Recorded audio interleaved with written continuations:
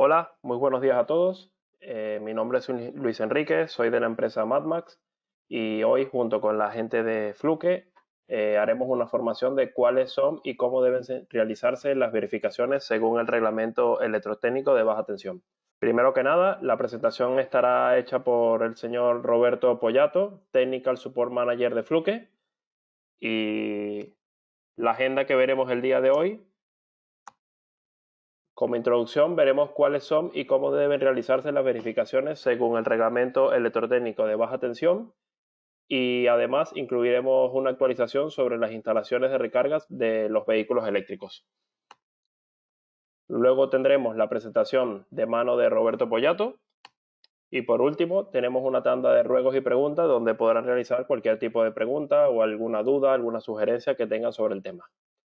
Y bueno, no menos importante, decirles que espero que todos estén bien por la situación que estamos viviendo a nivel mundial. Y bueno, a quedarse en casa, cuídense mucho y mucha salud. Sí, buenos días a todos.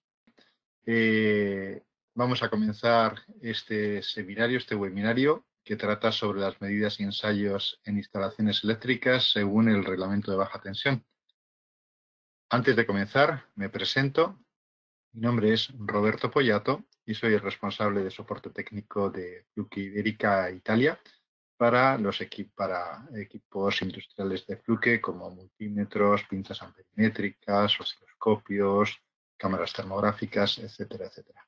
Si en el futuro desean contactarme para cualquier cuestión técnica, ahí les dejo mi correo electrónico roberto.pollato@fluke.com y también mi teléfono móvil. Pero antes de comenzar, pues simplemente quería desearles a todos que tengan salud, que se cuiden y bueno, que procuren, como ha dicho Luis Enrique, pues tener todas las medidas de seguridad para que cuanto antes podamos salir de esta situación en la que estamos. Bueno, vamos a comenzar este webinario y como es lógico, cuando hablamos de seguridad, pues tenemos que hablar también de responsabilidades, ¿no? Porque una instalación eléctrica al final es una instalación, digamos, una instalación en la cual pues, se pueden producir accidentes eléctricos y demás. Y por eso existe una responsabilidad respecto al correcto funcionamiento de las mismas. Y como vemos en esta diapositiva, el reglamento electrotécnico de baja tensión nos indica que, en primer lugar, las instalaciones deben verificarse por los instaladores y digamos que tienen que seguir una metodología de pruebas, que en este caso la norma principal internacional en la cual se basa el reglamento es la UNE 60364-6. ¿De acuerdo? Entonces, esta es la norma que vamos a ver a lo largo de esta presentación, y obviamente incluyendo todos aquellos aspectos del reglamento electrotécnico de baja tensión que también aportan muchos criterios para la revisión de las instalaciones. También es importante indicar que es el instalador el responsable de esta verificación de las instalaciones, para de esta forma, en función del tipo de instalación, firmar parte correspondiente en el cual se indique que se han realizado las verificaciones oportunas. ¿De acuerdo? Entonces, al final, el responsable de que la instalación esté correcta va a ser el instalador que desarrolla dicha instalación. Y para eso se debe basar en el reglamento y todas las instrucciones técnicas complementarias y normas que, como vamos a ver, pues parece que son muchas. Existen muchas instrucciones técnicas complementarias, muchas normas europeas, normas internacionales, y al principio pues esto puede agobiar un poco, pero como vamos a ver a lo largo de esta presentación, no es tan complicado como en principio puede parecer. Y al final lo que vamos a utilizar es esta norma, la UNE 60324-6, revisión 2018, para realizar las diferentes pruebas que deberemos realizar. Mencionar también que con todo el desarrollo del vehículo eléctrico, pues ha añadido una nueva instrucción técnica complementaria, la 52, en la cual se describen este tipo de instalaciones en particular. Bajo el punto de vista de las pruebas, vamos a ver que una instalación de recarga de vehículo eléctrico es como una instalación cualquiera, salvo que vamos a ver que tenemos que tener algunas precauciones, sobre todo para activar el punto de recarga. Una vez que esté activado el punto de recarga, pues ya vamos a poder realizar todas las pruebas como si fuera otra instalación eléctrica normal. Bueno, como cualquier norma internacional, la UNE 60364-6 pues tiene diferentes puntos, ¿no? Definiciones, diferentes apartados, pero el apartado número 6 es el que nos habla sobre la verificación y mantenimiento de las instalaciones. Y en este sentido, lo que nos dice es que, primero, se debería hacer una verificación visual, por ejemplo, una comprobación de los materiales que se están utilizando, de la propia instalación, que esté bien hecha, ¿eh? Y después vamos a tener que realizar una serie de ensayos sin tensión primero y luego ya con tensión. Entonces, desde el punto de vista de verificaciones por examen, pues vamos a comprobar diferentes aspectos, ¿no? Del material eléctrico instalado, ¿no? Por ejemplo, si está conforme con las prescripciones de seguridad, con las normas aplicables, pues que si los diferentes materiales tienen el certificado adecuado, las normativas, que si están fabricados de acuerdo a esas normativas, ¿no? Si está elegido e instalado de acuerdo al reglamento electrotécnico y, por ejemplo, pues que algo tan obvio como que no presente daños, ¿no? Que el material no esté dañado y que esté en perfectas condiciones. Una vez hecha esta inspección visual, esta verificación de estos aspectos, pasaríamos ya a los ensayos. Como he dicho, antes de meterle tensión a la instalación, tendremos que ver sin tensión si esa instalación está bien. Por ejemplo, que no haya cortocircuitos, que no haya problemas de aislamiento, etcétera, etcétera. Entonces, aquí podemos ver el resumen de las diferentes pruebas que vamos a realizar en una instalación para asegurarnos de que su funcionamiento a priori es correcto, ¿no? Por ejemplo, la continuidad de los cables, en especial los cables de protección de tierras. Resistencia de aislamiento, para verificar que el aislante de los cables está correcto y pues que no hay ningún cortocircuito o ninguna derivación a tierra, por ejemplo. Vamos a verificar, por ejemplo, resistencias de suelos y paredes en el caso de que tengamos instalaciones con paredes que tengan que tener aislamiento, ensayos de polaridad, ensayos funcionales, resistencia de lazo, resistencia de puesta a tierra, para verificar que las tierras pues, tienen una resistencia baja, importante, sobre todo para la seguridad de las personas. Vamos a verificar las corrientes de fuga a tierra, secuencia de fases. Por ejemplo, si estamos trabajando con motores, es importante que la secuencia de las fases sea la correcta para que el motor no gire en dirección contraria, ¿no? Y, por ejemplo, otros aspectos como el alumbrado de emergencia. Nosotros aquí, a lo largo de esta presentación, nos vamos a centrar más en los aspectos eléctricos y no vamos a tratar el tema de la iluminación. Bueno, pues aquí tenemos también un resumen de esos ensayos. Primero, como digo, sin tensión, vamos a verificar que no hay cortes en los cables, la resistencia de aislamiento y la resistencia de puesta a tierra. Y una vez que hayamos verificado esos aspectos, pues ya tendremos cierta seguridad de que la instalación pues, no va a sufrir cortocircuitos, por ejemplo, y ya podremos meterle tensión. Y cuando tengamos ya tensión, pues vamos a realizar pues, ensayos de polaridad, secuencia de fase, resistencia de lazo, ensayos funcionales, pruebas en diferenciales, corrientes de fuga a tierra. ¿Vale? Muy bien, pues el primer paso antes de empezar a hacer ninguna medida es conocer el tipo de instalación en la cual vamos a trabajar.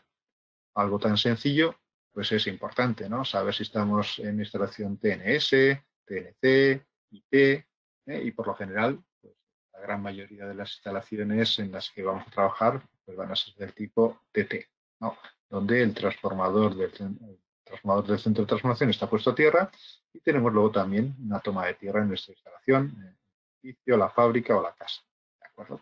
Entonces nos vamos a centrar en este tipo de instalaciones tipo TT.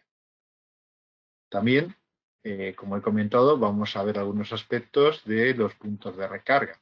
Y como vemos en esta imagen, esta diapositiva, basada en la norma, en la instrucción técnica complementaria 52, vemos que una instalación de un punto de recarga pues es otra instalación eléctrica en la cual vamos a encontrar pues protecciones, vamos a encontrar contadores de energía, por ejemplo, vamos a tener cables, vamos a tener puntos de derivación, vamos a tener diferenciales, con lo cual pues vamos a poder aplicar todas las normativas de una instalación normal y adicionalmente normativas particulares, como vemos aquí, sobre los puntos de recarga del vehículo eléctrico.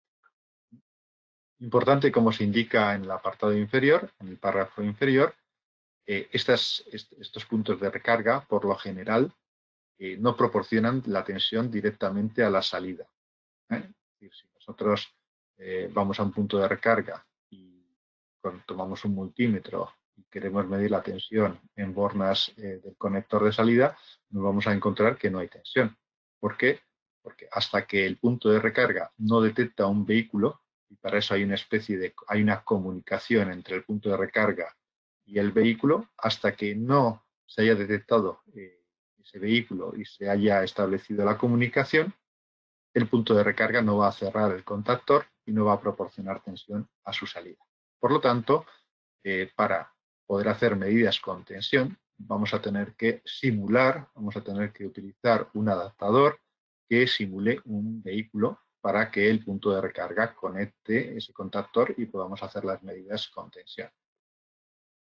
Aquí podemos ver un ejemplo de columna de recarga, vemos ese contactor y vemos un conector típico que pueden tener estos puntos de recarga. Existen diferentes tipos de conectores. Aquí se ha representado el tipo 2 o denominado Mennekes, que es el que más se utiliza en Europa. Y vemos que ese conector es un poco especial, ¿no? Y tiene diferentes bananas para la conexión. Tiene las bananas de fase 1, fase 2, fase 3, en un caso de una instalación trifásica, neutro, y luego tiene dos señales especiales que se llaman el Proximity Pilot y el Control Pilot. Y por supuesto, la tiara. Entonces vemos que este tipo de instalaciones es un poco particular por esta situación que vamos a tener un conector especial y vamos a tener una instalación que hasta que no se detecte un vehículo no va a cerrar el contactor y por lo tanto no vamos a tener tensión en su salida. Para eso vamos a utilizar un adaptador que su función principal va a ser la de simular un vehículo, simular esa comunicación que tendría el punto de recarga con el vehículo. En esa comunicación se van a establecer dos aspectos importantes. Primero, la corriente máxima que admite el cable de recarga, es decir, el cable que va desde la columna hasta el vehículo, puede tener una capacidad en corriente determinada y esa corriente la tiene que saber el punto de recarga para no excederla y que se produzca, pues, que se queme el cable, ¿no? Por ejemplo. Y el segundo aspecto también importante que vamos a simular es el estado del vehículo. Cuando conectemos un vehículo a un punto de recarga, automáticamente no se inicia la carga. ¿Por qué? Porque, digamos, de alguna forma, el punto de recarga va a tener una capacidad máxima, unos amperios máximos. Y esa información se la tiene que indicar al vehículo, porque al final es el vehículo el que regula la corriente. El punto de recarga simplemente tiene unas protecciones, tiene un contactor y, digamos, proporcionará toda la corriente que demanda el vehículo. Si el vehículo demanda mucha corriente, podría llegarse a la situación que se disparará la protección, el magnetotérmico del punto de recarga. Para no llegar a esa situación, el punto de recarga tiene que informarle al vehículo de cuál es la corriente máxima que puede demandar. Esa corriente máxima está limitada por la propia protección del punto de recarga y también por la corriente máxima del cable que hemos visto anteriormente. Entonces, esos son dos aspectos que vamos a simular con este tipo de adaptador. Cuál es la corriente máxima que es capaz de soportar el cable y cuál es el estado de conexión del vehículo. Si está conectado, si no está conectado, si requiere ventilación, por ejemplo. ¿De acuerdo? Y para eso vamos a utilizar este adaptador que una vez que ya está simulado y conectado, digamos, ese vehículo virtual, vamos a poder medir a través de las bananas y tomas que tiene este adaptador las tensiones de salida del punto de recarga y hacer las pruebas oportunas. Dicho esto, pues vamos a comenzar con los diferentes ensayos y luego al final haremos las particularizaciones específicas. esenciales para el punto de recarga. Bueno, el primer aspecto que tenemos que hacer es verificar la continuidad de los conductores de protección, en especial del cable de tierra y, por supuesto, también de los cables activos, ¿no? Pero en especial el cable de tierra, que es el que nos da la seguridad de que no vamos a tener problemas de contactos indirectos. Para una instalación cualquiera vamos a tener un cuadro eléctrico con sus protecciones a través del cual van a derivar pues, los diferentes cables para las diferentes secciones, ¿no? Con diferentes tipos corrientes máximas que podamos tener, ¿no? Entonces, lo que tenemos que verificar es la continuidad de esos cables, es decir, que no haya ninguna rotura del cobre, especialmente, como digo, del cable de tierra. Entonces, ¿cómo se puede hacer esto? Pues si tomamos un ejemplo donde tenemos dos cables fase y neutro y el cable de tierra, lo que podemos hacer es utilizar un comprobador multifunción. Y aquí esto es importante, como vemos en el apartado inferior, se dice que el reglamento exige que la corriente de prueba que se utilice para esta prueba tiene que ser al menos de 200 miliamperios. Esto descarta la posibilidad de utilizar un multímetro normal, porque normalmente los multímetros inyectan una corriente mucho más pequeña. Entonces, hay que utilizar un comprobador que genere al menos 200 miliamperios para hacer esta prueba, para verificar la continuidad. Sabemos que los multímetros tienen un apartado que es medida de continuidad, medida de resistencia, pero dado que no inyectan una corriente menor, no serían válidos para hacer esta prueba. Entonces, lo que vamos a hacer es desconectar, por ejemplo, los dos cables del cuadro principal y de esa forma podemos hacer un puente, por ejemplo, en esta toma Chuco, y a continuación ya tendríamos un circuito al cual podemos aplicarle una tensión, una corriente, hacer circular esa corriente por los cables y medir la resistencia de ese cableado, medir la continuidad. De esa forma nos podemos asegurar de que el cable de fase y de neutro pues no están cortados, ¿de acuerdo? También lo podemos hacer de esta otra forma. Podemos cortocircuitar los cables de fase y neutro a la salida del cuadro junto con el de tierra y directamente en la base Chuco podemos medir la resistencia del circuito de fase y neutro. De esa forma vamos a medir nuevamente la resistencia de ese circuito y si nos da una resistencia correcta ya sabemos que tanto el cable de fase como el cable de neutro tienen continuidad. A continuación, lo que podemos hacer es verificar también la continuidad del cable de tierra, que es el que más nos importa. Y de esta forma podemos, una vez verificada la continuidad del cable de neutro, ya podemos diseñar el otro circuito y verificar la resistencia de ese circuito. Como sabíamos que el cable de neutro tenía continuidad, o el cable de fase tenía continuidad, de esta forma podemos verificar también la continuidad de los cables de protección. ¿De acuerdo? Entonces, de esta forma tan sencilla, podemos verificar el cableado. Para un punto de recarga, tendríamos que verificar el cableado. No se trata de verificar la estructura interna del punto de recarga. Lo que queremos verificar es que el cableado de tierra que llega al punto de recarga está correcto desde el cuadro principal. Entonces, haríamos la misma situación. Podríamos tomar, como hemos visto, cada fase y verificar el circuito fase y neutro, fase a fase. Una vez verificado ese circuito, ya podremos verificar también el circuito de protección de tierra. Entonces, desde el punto de vista del ensayo, es exactamente igual, ¿no? Estamos verificando el cableado, no estamos verificando el interior del punto de recarga. Esto es importante porque si tenemos, digamos, un contacto entre el cable de fase y el chasis, por ejemplo, metálico, eso sería peligroso. Y si no tenemos el cable de tierra, si el cable de tierra está cortado, pues se nos quedaría, digamos, las protecciones diferenciales no entrarían y se nos quedaría el chasis metálico, todo aquello que fuera metálico, en contacto por fallo con un cable de fase bajo tensión. Y si en ese caso tocamos ese chasis, pues tendríamos la posibilidad de sufrir un accidente. De ahí que sea tan importante verificar ese cable de protección, ¿de acuerdo? Que crea una malla equipotencial de todas las masas de la instalación, para que en caso de fallo interno pues no estén los chasis en tensión y nos podamos electrocutar. ¿De acuerdo? Entonces, esta es la prueba de continuidad de los conductores de protección y cables activos. Una vez que ya sabemos que hay continuidad, que no está roto el cobre, pues ya pasaríamos a verificar también el aislamiento, es decir, el plástico que llevan los cables, que forma el aislante, de forma que no haya derivaciones a tierra, no haya cortocircuitos por un fallo de aislamiento. Entonces, esta prueba también tiene que hacerse sin tensión, por lo que ya que vamos a inyectar una tensión en el circuito, una tensión continua a través del comprobador multifunción. Entonces, esta prueba se hace sin tensión. Como vemos aquí, hemos abierto el magneto térmico del cuadro principal.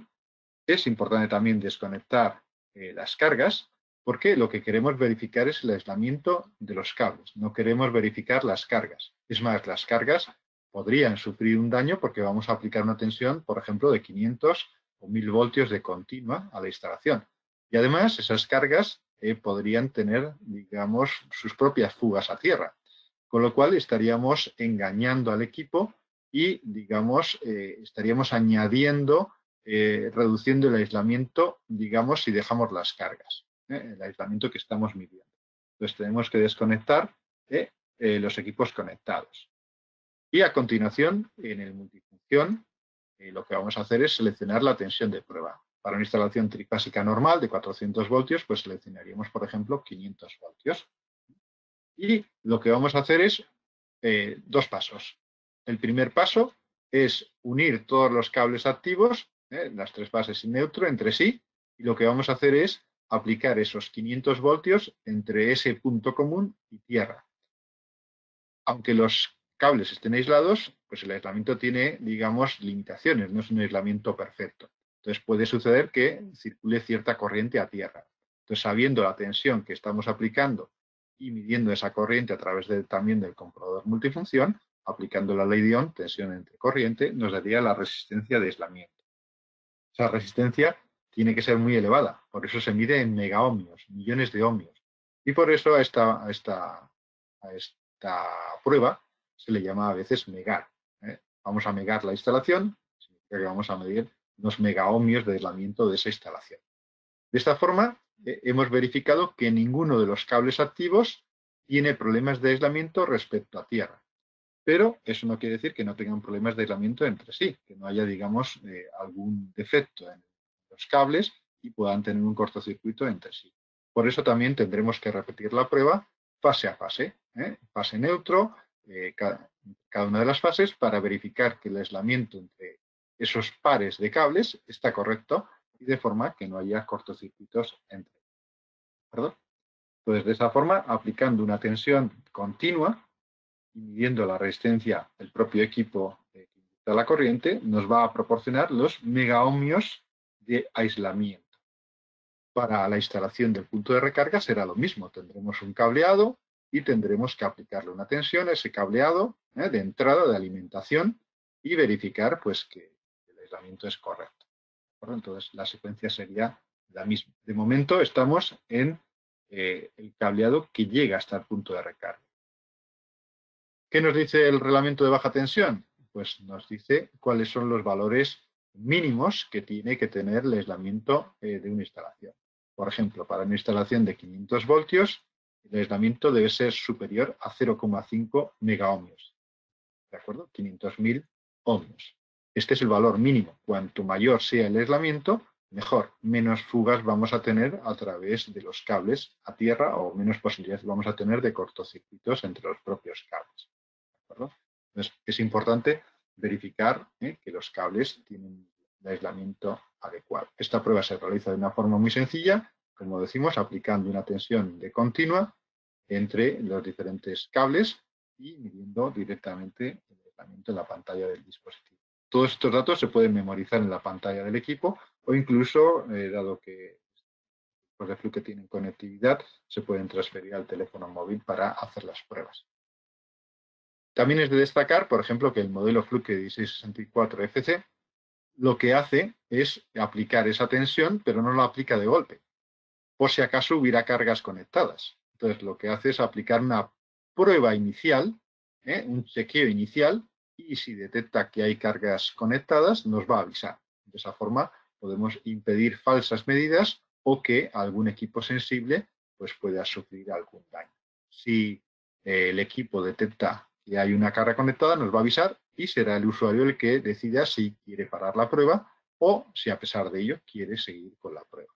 De esa forma, pues se garantiza una mayor seguridad a la hora de realizar esas pruebas. Bueno, ya hemos visto que los cables tienen continuidad, que no hay problemas de aislamiento. Ahora lo que tenemos que verificar es la resistencia, las resistencias de puesta a tierra o las resistencias en suelos y paredes. En instalaciones especiales, donde se tiene que garantizar un aislamiento de paredes, lo que se puede verificar es precisamente que no existe, digamos, continuidad entre las paredes y, por ejemplo, la tierra. Entonces, ¿cómo se haría? Pues en vez de utilizar la punta de un multímetro normal, tenemos que utilizar unos electrodos especiales que vemos ahí de unos tamaños determinados por el reglamento de baja tensión. Son unas chapas metálicas, o bien rectangular o bien triangular, que se apoyan en el suelo de las paredes y esos serían, digamos, las puntas de prueba para hacer la medida. Se aplica una presión sobre ellas de 75 kilogramos para medidas en el suelo o 25 kilogramos en paredes y lo que nos dice el reglamento es que se tiene que superar una resistencia determinada de 50 kilos, ¿de acuerdo? O 100 kilos. Esto es un poco especial para ese tipo de instalaciones donde las paredes tienen que ser no conductoras. Muy bien. Y vamos a verificar ahora que realmente la puesta a tierra es correcta. Hemos verificado que los cables de puesta a tierra tenían continuidad, pero para que exista una protección total tiene que haber no solamente continuidad en los cables, sino continuidad a tierra también. Y esa conectividad a tierra se hace a través de la toma de tierra, la pica de tierra que vemos en esta imagen. Entonces vemos la toma de tierra, vemos los conductores de tierra, vemos el borne principal de tierra, vemos los conductores de protección. ¿De acuerdo? Entonces ya hemos verificado que los cables en los conductores de protección tienen continuidad. Ahora nos falta verificar que esa pica de puesta a tierra realmente hace un buen contacto con la tierra. Es decir, que no está aislada por... Imaginaros, si ponemos una pica forrada de plástico, evidentemente no va a servir de nada, porque no hace contacto con la tierra. Entonces, esa pica tiene que hacer buen contacto y vamos a medir la resistencia de contacto con la tierra. ¿Para qué? Pues para asegurarnos de que en caso de que, por ejemplo, un cable activo toque el chasis de una máquina, se circule una corriente suficiente para disparar el diferencial y de esa forma proteger la instalación, entre otros aspectos.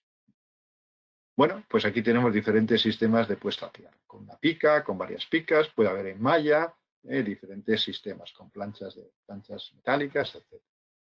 Entonces, como hemos visto, tenemos una instalación tipo TT, donde el transformador en el centro de transformación está puesto a tierra, y tenemos también nuestra propia pica de puesta a tierra de la instalación, donde todos los chasis metálicos estarían unidos a esa toma de tierra.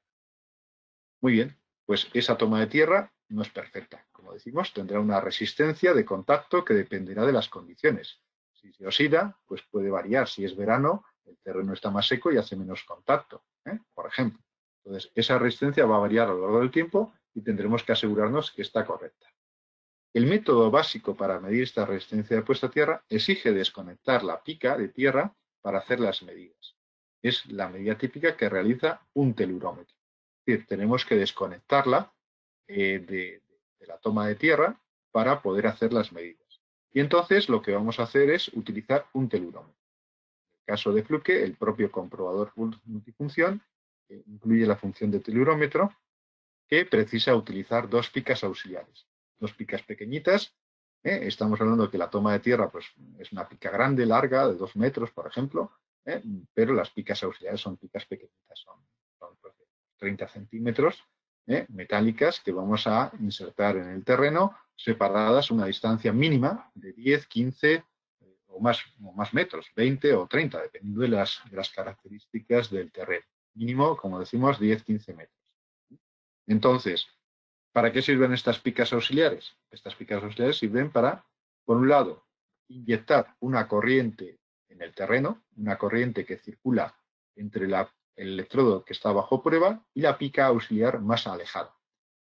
Entonces, el telurómetro inyecta esa corriente a través del circuito de la Tierra, por el interior de la Tierra, y esa corriente va a circular de esta forma en este circuito, externamente por los cables, internamente a través de la Tierra, y eso va a hacer que se produzcan unas caídas de tensión en la Tierra, en la pica auxiliar y en la pica que estamos analizando, todo lo que estamos analizando.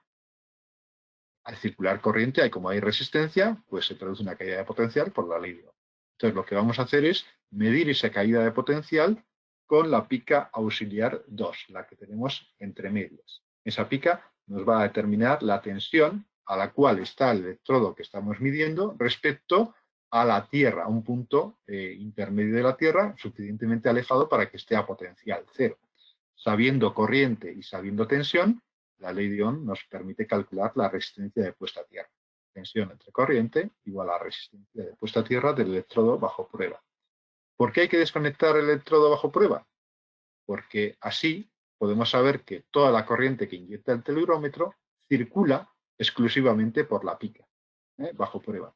Si no desconectáramos la pica de la toma de bornas de esa chapa de cobre, la corriente podría retornar, por ejemplo, por la tubería, esa tubería metálica que está a la izquierda, con lo cual el cálculo no sería correcto. Entonces, en este método básico, donde no hay una medida externa de la corriente inyectada, sino que es una medida interna en el telurómetro, hay que desconectar la pica bajo prueba del sistema.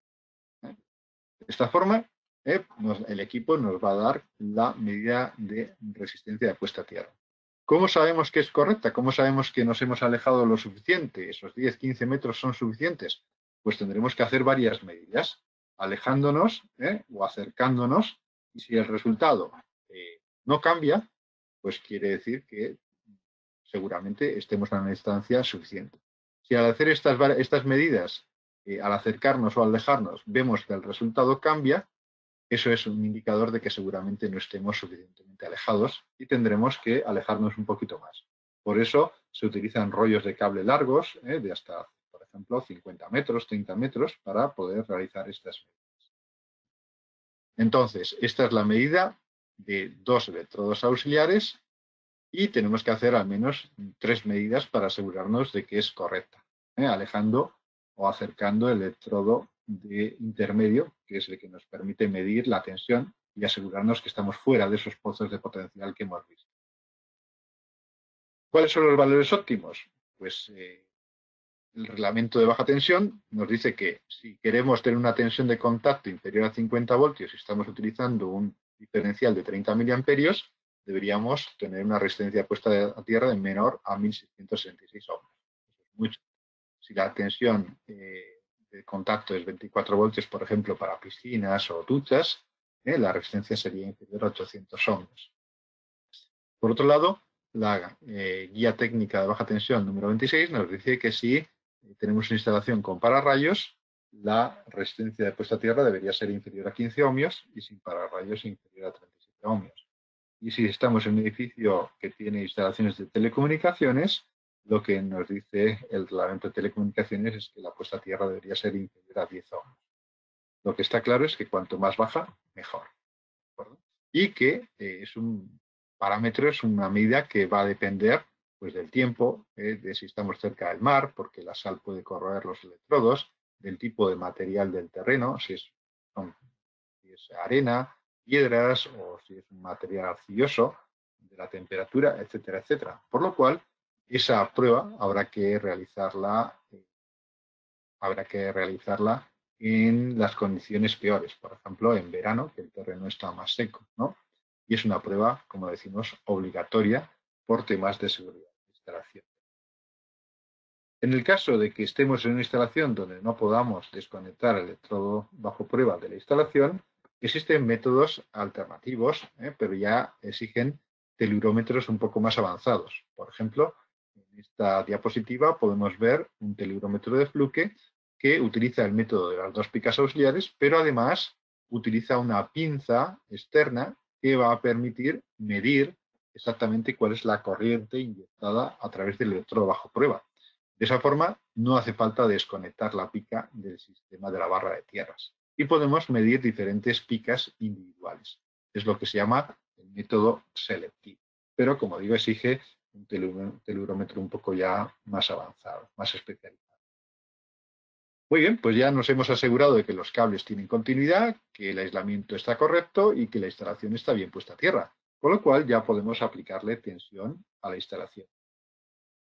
Y lo que tenemos que hacer, por ejemplo, es verificar las polaridades. Por ejemplo, a veces un error típico que se puede cometer en una casa es poner un interruptor de un solo polo. Y por error se pone en el neutro, ¿eh? Entonces, ¿qué va a suceder? Que si hemos puesto el interruptor en el neutro y lo abrimos, pensamos que no hay tensión y, como vemos en la imagen, tocamos el cable de fase y nos electrocutamos. Por lo tanto, es importante verificar la polaridad de los cables y para eso podemos utilizar detectores de tensión sin contacto que nos van a indicar, al aproximar la punta de ese detector a un cable, si está con tensión o no tiene tensión. ¿De acuerdo? Entonces, es una herramienta pequeña, una herramienta muy fácil de utilizar que podemos llevar en el bolsillo de la camisa y que nos va a permitir asegurarnos si una instalación tiene tensión. Obviamente, si se enciende el piloto, tenemos que tener todas las medidas de seguridad oportunas. Muy bien, otro aspecto, una vez que ya tengamos tensión, es si los motores van a girar correctamente. Un motor trifásico tiene que girar en una dirección que va a depender del conexionado. Si la secuencia es correcta, L1, L2, L3, el motor girará en la dirección correcta. Pero si hemos intercambiado dos cables, L1 por L2, por ejemplo, el motor girará, pero girará en dirección contraria, lo cual puede suponer un riesgo para la máquina o para el sistema en el que estemos trabajando.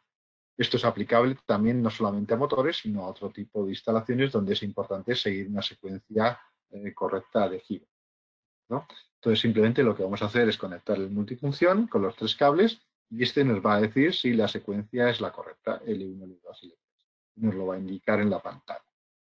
Si intercambiamos dos cables, nos va a mostrar que la dirección de giro es la contraria.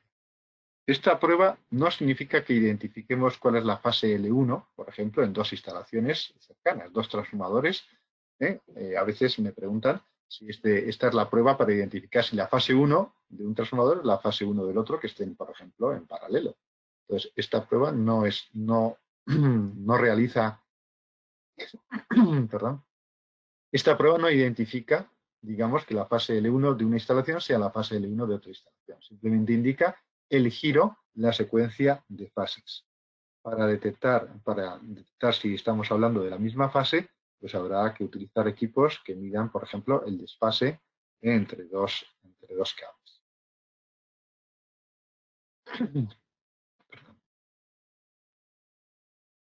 Muy bien, pues de esta forma ya hemos visto también la secuencia de fases. ¿Qué más nos queda? Pues nos queda realizar la medida de resistencia de lazo. Podemos pensar que es importante verificar la puesta a tierra. Y como hemos visto, necesitamos un telurómetro que utilice dos picas auxiliares que tenemos que insertar en el terreno. Pero ¿qué ocurre si estamos en la planta tercera de un edificio? Va a ser complicado poner dos picas auxiliares en el interior de un edificio, o si estamos en la calle, si tenemos asfalto, si tenemos hormigón, pues a veces no es posible poner esas picas auxiliares. Para resolver este tipo de problemáticas, lo que podemos hacer es utilizar la medida de impedancia de bucle de tierra. Si nos fijamos en esta instalación, a la izquierda tenemos el transformador de la cometida y a la derecha tenemos nuestra instalación con nuestra pica de puesta a tierra. Entonces, podemos observar que tenemos ese circuito, ese bucle, que llamamos bucle de tierra, cuya resistencia estaría formada por la resistencia de puesta a tierra de nuestra instalación, la resistencia de puesta a tierra del transformador, la resistencia del propio devanado del transformador de transformación y la resistencia del propio cable conductor de fase. ¿De acuerdo? Entonces, tenemos esa ecuación matemática que nos dice que la resistencia del bucle de tierra sería la suma de esos componentes. ¿De acuerdo? Pero ¿qué sucede? Que, digamos, la resistencia del cable de fase, si hemos hecho la verificación de continuidad, tiene que ser pequeña.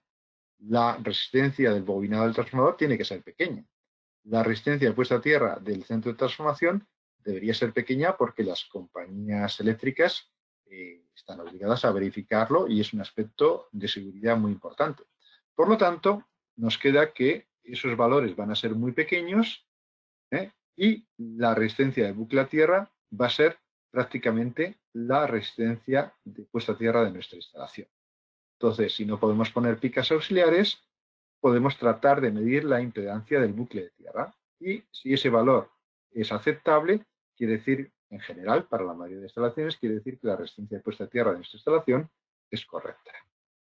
¿Cómo se hace esta medida de impedancia de bucle de tierra? Pues se puede hacer en el cuadro principal o se puede hacer directamente desde una base chico con nuestro comprobador multifunción. Por lo cual, lo podemos realizar en cualquier punto de un edificio. Es una prueba muy sencilla que se hace muy rápida. Como hemos visto aquí, en esta imagen, realmente vamos a inyectar, para medir esa impedancia de bucle de tierra, vamos a crear un bucle que incluye la tierra, es decir, vamos a generar una corriente a tierra con nuestro equipo comprobador. Por lo tanto, tenemos que tener cuidado con no disparar los diferenciales. Por eso, los comprobadores multifunción de Fluke tienen dos formas de hacer esta prueba. Una de ellas, que es sin disparo del diferencial, inyectando una señal especial de baja corriente. De esa forma, no vamos a disparar el diferencial y vamos a hacer la prueba directamente en cualquier punto aguas abajo del diferencial. ¿Qué ocurre? Que tiene que ser una señal especial de una corriente pequeña.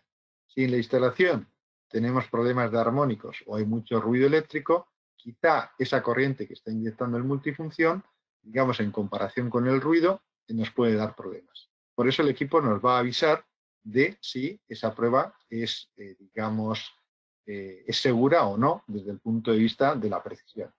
Y si el equipo detecta que hay armónicos, que hay ruido, nos va a indicar que hagamos la prueba con la otra función. Esa otra función va a inyectar una corriente mucho mayor, con lo cual, digamos, el error, la comparación con el ruido va a ser más satisfactoria, pero al ser una corriente mayor puede disparar el diferencial, con lo cual habrá que puentearlo para poder hacer esa prueba. Entonces tenemos las dos opciones, sin disparo o con disparo, con una corriente mucho mayor. Muy bien. ¿Qué debemos tener en cuenta? Pues que la resistencia de bucle debe ser menor o igual que la tensión de contacto dividido por la corriente del diferencial. Y esto es básicamente lo que hemos visto para la medida de resistencia de puesta a tierra. Con lo cual, podemos decir que cuando no podamos hacer la medida con picas auxiliares, la medida de resistencia de bucle de tierra va a ser una medida recomendada como una medida sustitutoria de la medida del tendido. Perfecto. ¿Qué más? Además de medir la impedancia del bucle de tierra, el comprobador multifunción nos va a permitir detectar o calcular la corriente previsible de fallo. ¿Qué significa eso? La corriente que circularía a tierra en caso, por ejemplo, de que un cable de fase tocara el bastidor, el chasis metálico de una máquina. Entonces, en ese caso va a circular una corriente que tiene que activar el diferencial, ¿de acuerdo? En este caso sería la tensión entre fase y tierra dividido por la impedancia del bucle, la resistencia de bucle. Como ya hemos calculado resistencia de bucle de tierra y el equipo mide directamente la tensión fase-tierra, nos va a permitir calcular esta corriente, que es la que nos va a determinar la correcta elección de la sensibilidad del diferencial, ¿de acuerdo? Para estar protegidos. Si el diferencial tiene una corriente muy elevada, una sensibilidad muy elevada, pues no va a disparar ante esta corriente y no nos va a proteger. Entonces tenemos que elegir adecuadamente el diferencial en función de esta corriente previsible de fallo. También podemos medir la impedancia que llamamos de bucle de línea. Bucle de línea sería la impedancia formada por el cable de fase, el cable de neutro y la resistencia del transformador. Es una resistencia que tiene que ser muy pequeñita, porque los cables en teoría deben tener una resistencia muy pequeña, ¿de acuerdo? ¿Y para qué nos sirve esa impedancia de línea? Nos va a servir para calcular la posible corriente de cortocircuito. Es decir, qué corriente vamos a tener si se produce un cortocircuito entre fase y neutro. Entonces, ¿cómo se calcula? Pues dividiendo la tensión fase y neutro, que la medimos directamente con el instrumento, entre la impedancia de línea, que también hemos medido con el instrumento. Y esa nos va a dar la posible corriente de cortocircuito de la instalación. Y va a ser importante para determinar si las protecciones tienen la capacidad de corte suficiente para aguantar esa corriente.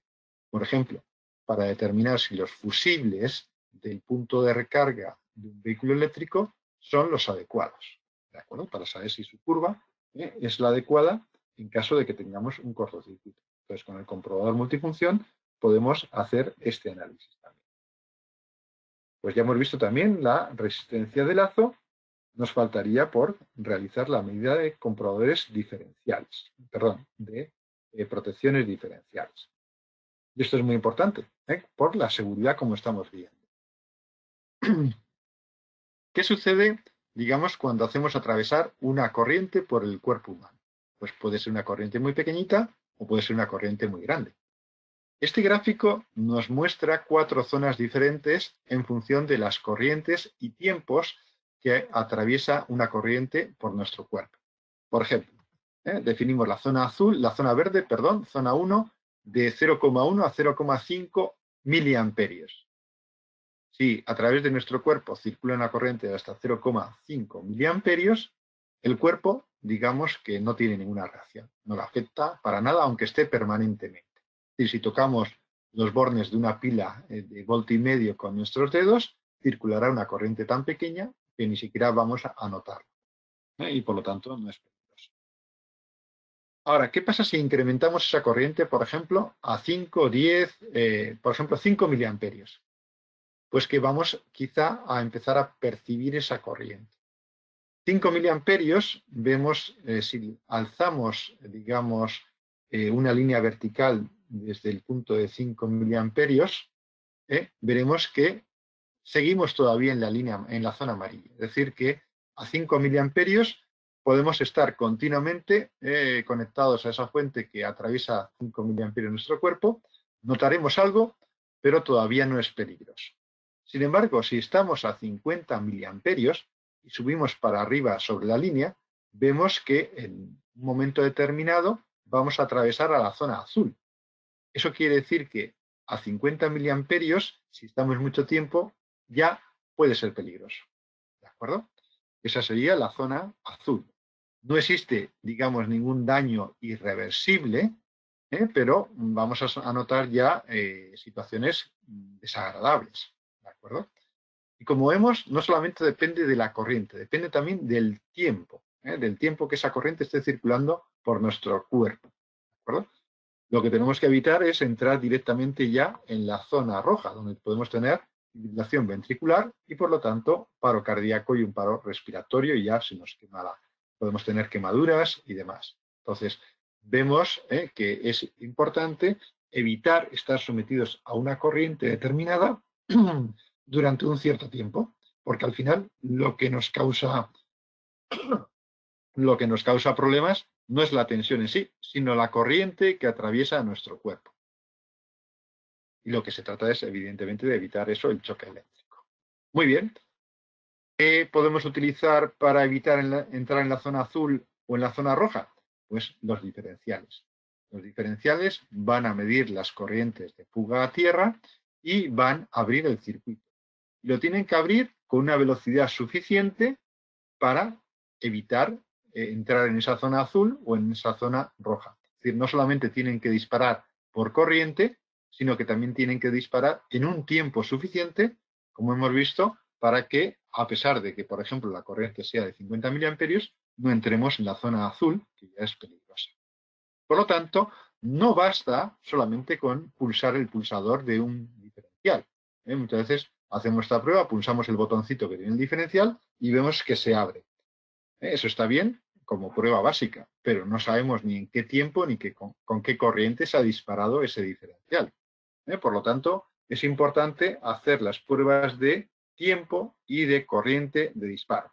Y eso se puede hacer nuevamente con el comprobador multifunción directamente, por ejemplo, desde una base Chuco o desde un cuadro eléctrico. Al final, se trata de determinar esa línea de separación que teníamos entre la zona amarilla y la zona azul o roja. Esa curva, digamos, de miliamperios tiempo que nos separa esas dos zonas. Obviamente no podemos hacer 1.000.000 de pruebas para determinar todos los puntitos de esa curva, porque eso nos llevaría mucho tiempo. Lo que hacemos, lo que nos dice la norma, es que vamos a hacer un par de pruebas. Vamos a hacer, digamos, 3 pruebas. A, una corriente nominal inferior a la mitad de la corriente nominal del diferencial. En ese caso, no debe disparar el diferencial. Es decir, si tenemos un diferencial de 30 miliamperios, no debería disparar por debajo de 15 miliamperios. Vamos a hacer otra prueba a la corriente nominal. Y entonces el diferencial debe disparar antes de 300 milisegundos. Y si hacemos la prueba a 5 veces la corriente nominal, debe disparar antes de 40 milisegundos. De esa forma estamos delimitando la zona, digamos, segura de trabajo para no entrar en las zonas peligrosas.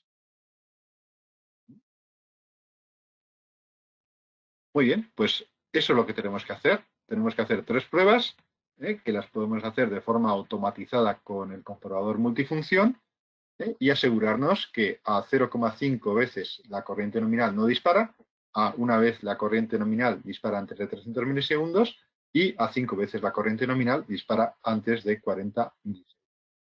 ¿De acuerdo? Y eso debe hacerse tanto con el ciclo positivo de la onda como con el ciclo negativo de la onda. No nos tenemos que preocupar de nada porque el comprobador multifunción lo hace todo de forma automática y al final va a chequear si la tensión de contacto es inferior a los 50 o 24 voltios y cuál es el tiempo de disparo y cuál es la corriente de disparo. De esa forma, el propio comprobador nos va a decir si está correcto el diferencial de una forma automática para que no perdamos tiempo. Muy bien, pues ya hemos visto las pruebas de diferenciales. Otra prueba que es importante y que es complementaria es la medida de corrientes de fuga a tierra. Es decir, si tenemos una fuga a tierra, es posible que dispare el diferencial si está dentro de los valores adecuados. Pero esa corriente de fuga a tierra puede variar con el tiempo. Puede variar, pues si conectamos una máquina o conectamos varias máquinas, si tenemos armónicos, si hay tormenta y caen rayos. Entonces, una cosa es verificar el diferencial y otra cosa es tratar de encontrar cuál es el equipo causante de esa corriente de fuga a tierra. Entonces, en los circuitos vamos a tener corrientes de fuga a tierra y en un momento determinado puede dispararse el diferencial. Entonces vamos a tener que utilizar pinzas especiales para la medida de esa corriente de fuga a tierra. Son pinzas especiales porque tienen que tener una sensibilidad muy elevada. Por ejemplo, tienen que medir por lo menos por debajo de 1 miliamperio. Una pinza normal que mida, por ejemplo, 1.000 amperios puede tener una limitación inferior y puede ser capaz de medir corrientes, por ejemplo, mínimo, la corriente más pequeña que pueda medir quizá es de 100 miliamperios, 0,1 amperios. Entonces, ese tipo de pinzas no nos sirve porque no tiene la sensibilidad, no es capaz de detectar corrientes pequeñas. Hay que utilizar pinzas amperimétricas especiales llamadas pinzas de fuga, como la Fluke 369. Estas pinzas pueden medir corrientes muy pequeñas, por ejemplo, corrientes de hasta 1 microamperio. 1 microamperio, la milésima parte de un miliamperio. ¿De acuerdo? También pueden medir corrientes grandes, por ejemplo, hasta 60 amperios. Y en el caso de la Fluke 369, tiene la capacidad de registrar internamente en su propia memoria la evolución de esas corrientes de fuga a tierra a lo largo del tiempo y transferir esos datos también a una aplicación gratuita llamada Fluconet, que podemos instalar en el teléfono móvil. De esa forma podemos ver cómo cambia la corriente a lo largo, por ejemplo, del día en función de que conectemos más máquinas o menos máquinas. Máquinas, por ejemplo, que trabajan con agua, ¿no? Que el agua muchas veces puede dar lugar a fugas a tierra en los cables, ¿no? Entonces, gracias a estas pinzas podemos detectar esas fugas. En el caso de las pinzas normales, lo que hacemos es poner la mordaza alrededor de un solo cable. alrededor de una sola fase para medir la corriente de una fase. En el caso de las pinzas de fuga a tierra, lo que hacemos normalmente es pinzar varios cables, porque lo que hace la pinza es detectar la diferencia entre el campo magnético del cable de fase y neutro, para saber cuál es la corriente que no retorna por esos cables. Podemos pinzar fase y neutro o podemos pinzar las tres fases simultáneamente y de esa forma estaríamos viendo cuál es la corriente total que no retorna por los cables activos. ¿De acuerdo? Si pinzamos también el cable de tierra, como vemos en la imagen tercera por la derecha, vemos la corriente que fuga a través de los pernos de la propia máquina. O podemos pinzar directamente el cable de tierra para saber cuál es la corriente que retorna a través del cable de tierra. Pero podemos pensar, por ejemplo, que quizá el cable de tierra se ha roto en un punto. Entonces, de esta forma podemos saber también si el cable de tierra está bien, está, digamos, abierto o no. Y podemos saber cuál es la corriente que fuga a tierra a través, por ejemplo, de los pernos de un motor. De esta forma, podemos utilizar las pinzas de fuga para detectar en diferentes puntos de la instalación, en diferentes cuadros, cuál es la corriente que tenemos en nuestra instalación y tratar de detectar así cuál es el punto donde se está produciendo la fuga que hace que en determinados momentos dispare el diferencial. Muy bien, pues de esta forma tan general hemos visto las diferentes pruebas que podemos hacer a cualquier instalación. Ahora podemos particularizar un poco para el vehículo eléctrico. Entonces, como hemos visto, hemos hecho ya las pruebas antes de introducir tensión, antes de aplicar tensión al punto de recarga. Hemos visto pruebas de aislamiento de cables, puesta a tierra y continuidad. Ahora vamos a aplicarle tensión y vamos a ver qué sucede a la salida del punto de recarga. Pero como hemos dicho, hay que simular un vehículo eléctrico, porque si no, el punto de recarga no va a cerrar el contactor externo que tenemos. Para eso podemos utilizar este accesorio que vemos aquí, el Amprobe EV500, que nos va a permitir hacer esas pruebas. Lo primero que tenemos que hacer es seleccionar el estado de conexión del coche. Y digamos que la normativa de puntos de recarga nos dice que hay 4 estados. Estado A, vehículo no conectado. Estado B, vehículo conectado pero todavía no en carga. Estado C, vehículo conectado y en carga. Y estado D, vehículo conectado pero requiere ventilación. Bien, existen diferentes tecnologías de baterías. Las tecnologías antiguas, por ejemplo, de plomo ácido, podían emitir gases. Podían emitir, por ejemplo, hidrógeno, que si se acumula en cantidad puede dar lugar a una explosión. Por eso, digamos, el estado D haría que el punto de recarga activara, por ejemplo, una ventilación para, digamos, reducir la concentración de gases. ¿De acuerdo? Entonces, por ejemplo, con el comprobador, con el simulador, podemos decirle al punto de recarga que tenemos un coche conectado y que está dispuesto a cargar. ¿Vale? Entonces, esa sería la simulación de que llamamos el control pilot, el piloto de control, de estado de control. Muy bien. Ahora nos tocaría también simular cuál es la corriente máxima que podemos tener en el cable. Y para eso utilizamos la otra señal que hemos visto en el conector, el Proximity Pilot. El Proximity Pilot lo que hace es decirle a la estación de recarga cuál es la corriente máxima que admite el cable que va del punto de recarga al coche. ¿Eso cómo se hace? Pues de una forma muy básica. Se inserta una resistencia en el conector y la columna lee esa resistencia.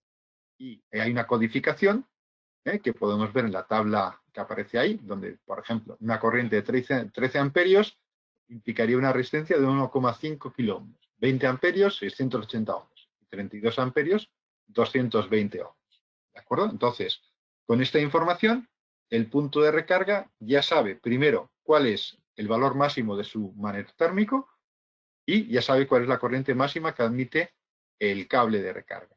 Con lo cual, podría conectar ya, cerrar el contactor y aplicar tensión a la salida. Muy bien. Ahora, digamos, también tiene que saber si el coche, tiene que indicarle al vehículo cuál es esa corriente máxima que puede proporcionar a través de su propia protección interna. Por ejemplo, 60 amperios, 100 amperios, lo que sea, ¿no? ¿Y cómo lee el coche esa información? ¿Qué tipo de comunicación hay entre el punto de recarga y el vehículo? Pues es una comunicación que no es nada sofisticada, es una comunicación muy básica. Es una señal que llamamos PWM. Es una señal modulada por anchura de pulso. Es una señal cuadrada, como vemos aquí, cuya anchura, como vemos, está codificada por el punto de recarga en función de la corriente. Por ejemplo, si la parte positiva es igual a la parte negativa, es decir, si el ancho de pulso en la parte de arriba es igual al ancho de pulso en la parte de abajo, es decir, estamos al 50%, la corriente máxima que puede tomar el vehículo serían 30 amperios. Si reducimos la parte positiva, como vemos en la imagen intermedia, estamos indicando al coche que tome solamente 15 amperios. Si la reducimos aún más, estamos indicando al vehículo, al coche, que tome solamente 10 amperios. Entonces, el vehículo eléctrico, a través de su electrónica, ve esta señal PWM, es decir, señal modulada por anchura de pulso, Pulse Width Modulation, y en función de este ancho de pulso, ajusta su cargador, para no tomar más corriente que la que soporta el cable o que la que soporta, digamos, la protección interna de la columna. Por eso, este adaptador tiene la posibilidad en la parte superior de conectar dos bananas a un osciloscopio. Y a través de un osciloscopio, como por ejemplo el Fluke 125B, podemos leer esa señal y saber si la comunicación entre el vehículo y el punto y el coche es correcta. Es decir, saber si la electrónica del punto de recarga está trabajando correctamente en función de lo que nosotros le digamos, por ejemplo, con el Control Pilot, con la corriente máxima que soporta el cable. De esa forma podemos hacer estas pruebas de funcionalidad del punto de recarga. Una vez que ya tengamos simulado el vehículo y el punto de recarga proporcionando tensión a la salida, gracias a las bananas que tenemos, a las conexiones de bananas que tenemos en este adaptador, V500 de Amprobe, podemos hacer todas las medidas que sean necesarias. Por ejemplo, las tensiones entre fase y neutro, o entre fase y tierra, o entre neutro y tierra, y saber si la salida en un sistema trifásico está equilibrada o no está equilibrada. Podremos hacer también la verificación de la rotación de fases, tal como hemos hecho para cualquier instalación. Podremos hacer la verificación de impedancia de bucle de tierra, impedancia de línea, medir la posible corriente de falta a tierra o medir la corriente de cortocircuito para saber si las protecciones están correctas, son las adecuadas en el punto de recarga.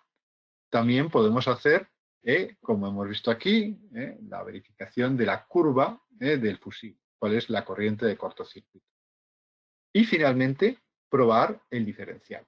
Obviamente, al probar el diferencial, lo vamos a disparar, con lo cual tendremos que tener acceso al punto de recarga para rearmar ese diferencial a la hora de medir el tiempo y la corriente de activación del diferencial. ¿De acuerdo? Entonces, todo de una forma muy automatizada gracias a este adaptador, porque, como digo, es un conector especial, normalmente el tipo 2 Mennekes, y no vamos a poder medir fácilmente con unas puntas de prueba normal. Entonces, este es el interface que nos permite hacer las medidas correctas.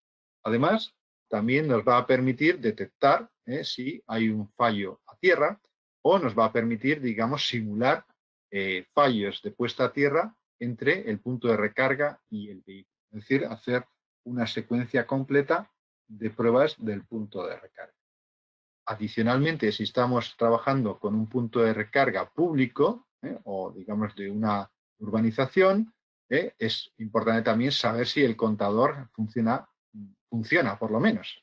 Por eso este adaptador en su parte trasera tiene una base Chuco que permite conectarla, por ejemplo, a una pequeña carga, como vemos un secador de pelo, y ver si realmente el contador funciona, es decir, si realmente está contando la energía de una forma muy sencilla. Podemos hacer toda una batería de pruebas en el punto de recarga, que al final es una instalación eléctrica como otra cualquiera, siempre que estemos hablando de salida en alterna. Si ya hablamos de un punto de recarga que va directamente en continua, no podríamos utilizar este accesorio. Está pensado para instalaciones típicas de punto de recarga en alterna. Es el coche el que tiene el rectificador, el que convierte esa tensión alterna en continua. Existen puntos de recarga ultra rápidas ultra rápidos que utilizan ya tensiones continuas y tensiones elevadas de continuo. Para ese tipo de instalaciones tendremos que utilizar otro proceso. Muy bien, pues de esta forma hemos llegado al final de esta secuencia de pruebas para verificar las instalaciones eléctricas, una instalación en un edificio o una instalación de un punto de recarga. Para acabar, simplemente pues recordar los diferentes instrumentos que podemos utilizar, como el comprobador multifunción, que permite realizar todas las pruebas que hemos visto antes de continuidad, prueba de diferenciales, telurómetro, impedancia de bucle de tierra, impedancia de línea de tierra, etc. El reglamento también nos exige disponer una pinza amperimétrica, una pinza de fugas, si queremos hacer pruebas de iluminación de seguridad, un blusómetro, y en función de la categoría especialista que tengamos, pues podemos necesitar un analizador de potencia y energía o un analizador de potencia y energía y además de armónicos. ¿De acuerdo? Y luego también podemos utilizar pues, otro tipo de instrumentación como los detectores de tensión.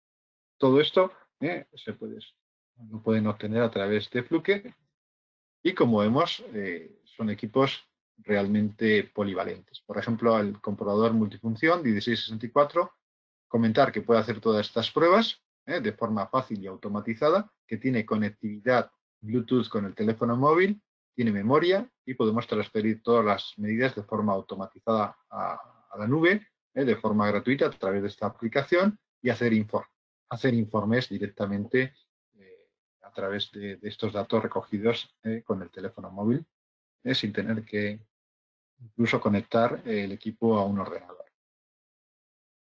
Analizadores de calidad eléctrica y energía, como el Fluke 1736, que nos va a permitir hacer todas las medidas que exige el reglamento, medir los armónicos hasta el orden 50, tanto de tensión como corriente, y se suministra con sondas flexibles para una fácil conexión a la instalación. También tiene conectividad Bluetooth para el teléfono móvil, para la misma aplicación FluConnect, y así poder, digamos, transferir los datos de forma automática al teléfono.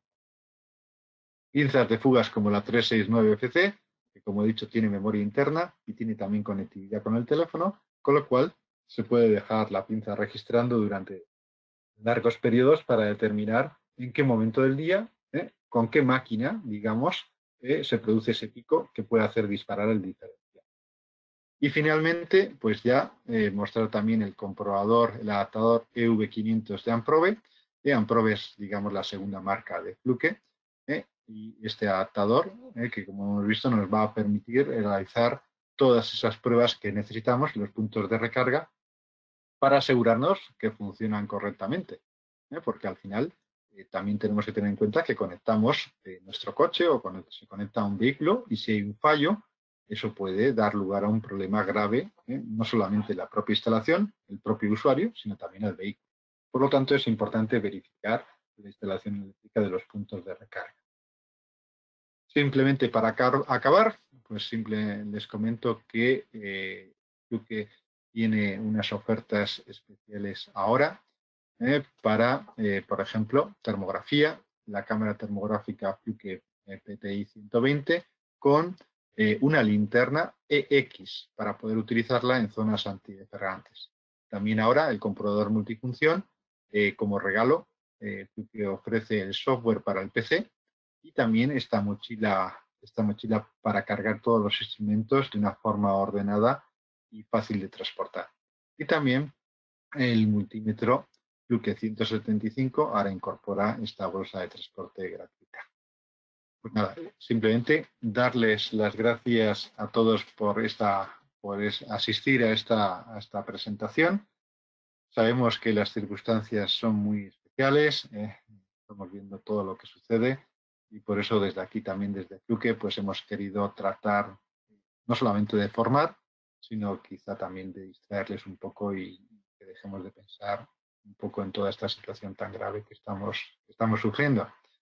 Para cualquier consulta tienen ahí la página web donde tienen todas estas promociones y simplemente también tienen mi correo electrónico y mi teléfono, como les he dejado al inicio de la presentación, roberto.pollato@fluke.com, y a través de ese correo electrónico me pueden contactar en cualquier momento. Nosotros en Fluke estamos todos activos, desde nuestras casas. También, digamos, las fábricas están activas con las medidas de seguridad adecuadas, y pues estamos totalmente a su disposición para cualquier cuestión que necesiten, sobre todo pues aquellos técnicos que están manteniendo todas las instalaciones críticas, como hospitales, como sistemas eléctricos, sistemas de comunicaciones que no pueden fallar, ¿no? Entonces, en ese sentido, tienen todo nuestro apoyo, y nuestro soporte para cualquier cosa que necesiten.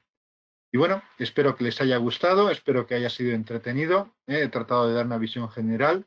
En una hora pues no podemos profundizar demasiado, pero como digo, si tienen cualquier duda, tienen mi correo electrónico, tienen mi teléfono, y ahora, si lo desean, podemos iniciar una ronda de preguntas para cualquier duda que les haya podido surgir.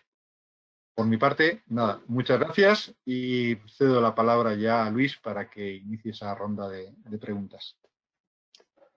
Hola Roberto, vale, muchas gracias por la presentación. Y bueno, como dices, en una horita es un poco corto el tiempo para poder explicar todo esto al detalle. Comentarles que esta grabación, este webinar está siendo grabado y luego a todos los asistentes se les enviará a través de un correo electrónico, ¿vale? Y así pueden consultarlo más adelante, compartirlo, repasarlo, etcétera. Como comentó Roberto, ahora haremos una ronda de ruegos y preguntas. He recibido algunas preguntas durante la sesión del webinar, ¿vale? Cuando llevábamos 15, 20, 30 minutos. No sé si esas dudas durante lo siguiente de la sesión fueron resueltas, ¿vale? Si tienen alguna pregunta, pueden hacerla sin problema alguno. Por Está aquí, disponible la ventana de chat, ¿no, Luis? sí, comentarles que en la aplicación donde estamos haciendo el webinar, a mano derecha, donde está el panel de opciones, hay un panel donde dice preguntas, ¿vale? Clican ahí, formulan su pregunta y yo la compartiré con Roberto para que él pueda resolverla. ¿Vale? Por aquí tenemos una, Roberto, que nos envió, a ver, que la localizo, nos las envió Alberto, ¿vale? Sí. Si en el edificio no existe puesta a tierra, ¿cómo se puede realizar la verificación? Sí, está ya respuesta, está respondida. Vale, Es a través de la medida de impedancia de bucle de tierra. Cuando no se pueden utilizar picas auxiliares, utilizamos la medida de impedancia de bucle de tierra, que es sustitutoria.